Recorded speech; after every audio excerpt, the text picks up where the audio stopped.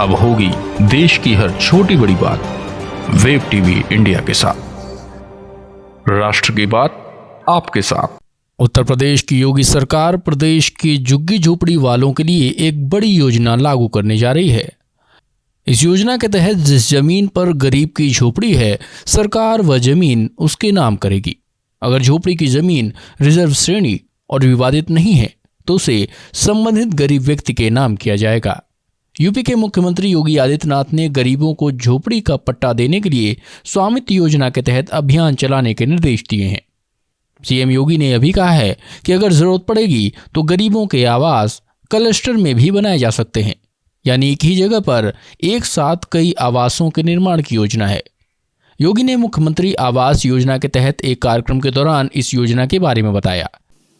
मैं आज यहाँ पे सभी जिला प्रशासन से कहूंगा और मैं समझता हूँ कि ग्रामीण विकास विभाग की तरफ से और मुख्यमंत्री कार्यालय की तरफ से भी सभी जिला प्रशासन को इस बात के लिए जाना चाहिए कि जिस गरीब का जहां पर झोपड़ी है, जहां पे उसका पक्का वहां पे मकान है, स्वामित्व योजना के अंतर्गत अगर वह रिजर्व कैटेगरी की लैंड नहीं है और विवादित लैंड नहीं है तो उसका मालिकाना हक उसे उपलब्ध करवाने की कार्रवाई सुनिश्चित की जाए।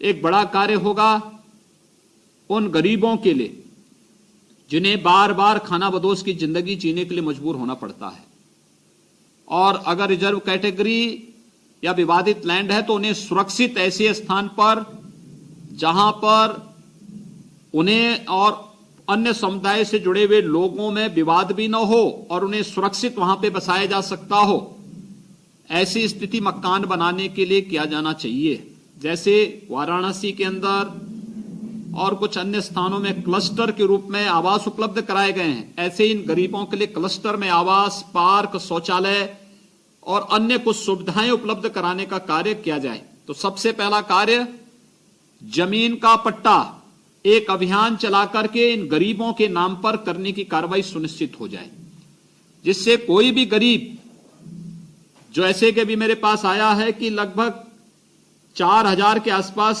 परिवार जो लाभार्थी बन सकते हैं, इसलिए नहीं बन पा रहे हैं क्योंकि उनके पास आवास के लिए जमीन नहीं है। हमारे पास ग्रामीण क्षेत्र में जमीन होती है, हम उसको ट्रांसफर करके भी कर सकते हैं, अन्य योजनाओं से भी उसको उपलब्ध करा सकते हैं। और ये प्राथमिकता होनी चाहिए किसी भी व्यक्ति के जीवन में, उसके जीने के लिए रोटी, उसके तन को ढकने के लिए कपड़ा और उसके सिर को ढकने के लिए मकान, ये आवश्यक शर्त है और सरकार इसे देने के लिए पूरी प्रतिबद्ध है। इसके लिए आवश्यक है कि हम मकान की सुविधा के लिए आवासीय पट्टा तत्काल उन गरीबों को प्राथमिकता के आधार पर उपलब्ध कराने की कार्रवाई सुनिश्चित करें।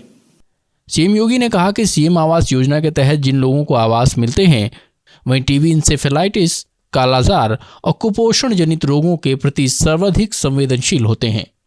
उन्होंने ऐसे परिवारों को एक स्वस्थ गाय देने और गौपालन के लिए हर महीने 900 रुपए भी देने के निर्देश दिए। उन्होंने कहा कि इससे परिवार के सदस्यों को कुपोषण से मुक्ति मिलेगी और गौपालन भी बढ़ेगा। एक तरफ बड़ी मात्रा में किसान भाइयों के द्वारा शिकायत आती है कि निराश्रित गोवंश फसलों को नुकसान पहुंचा रहे हैं, और दूसरी तरफ कुपोषण भी हमारे सामने है। मैंने पहले भी कहा था, ऐसे सभी निराश्रित गोवंश को गौ आश्रय स्थलों तक पहुंचाइए। फिर हमने ये भी कहा था कि जो व्यक्ति 4 गोवंश अपने घर में रखेगा, प्रति गोवंश 900 यानी प्रति गोवंश प्रतिदिन 30 रुपए यानी महीने के 900 रुपए उस परिवार को शासन की योजना के माध्यम से देने की व्यवस्था हो। और प्रति माह इस बात की समीक्षा होनी चाहिए कि उस गाय को या उस बछड़े को जो अपने घर में ले गया है उसको खिलाने पिलाने, उसकी देखभाल करने की व्यवस्था परिवार कर रहा है कि नहीं कर रहा है, एक। और फिर डीबीटी के माध्यम से पैसा उसके अकाउंट में जाना चाहिए। ये जो निराश्रित गोवंश है, इसमें से बहुत सारी गाय ऐसी हैं जो आधा किलो 1 किलो तक दूध देने की क्षमता रखती है, व्यक्ति खिलाए तो। लेकिन खिलाने की आदत और घर में रख करके उसकी सेवा करने की आदत होनी चाहिए। अगर ये सभी गरीब परिवारों को एक एक गाय उसी निराश्रित गौ आश्रय स्थलों से उपलब्ध कराने के लिए प्रशासन अभियान चला के दे दे और उनसे एग्रीमेंट कर लें कि हर महीने इसकी हम इसको यहां पे कोई पशु चिकित्सा अधिकारी की ड्यूटी लगा लें कि उसकी बाकायदा रिपोर्ट करें। हर परिवार को आप मनरेगा के अंतर्गत इसका शेड बनाने के लिए भी धनराशि उपलब्ध करा सकते हैं और साथ साथ ये भी व्यवस्था दे सकते हैं कि उस परिवार को हर महीने 900 रुपये हम गाय का देंगे।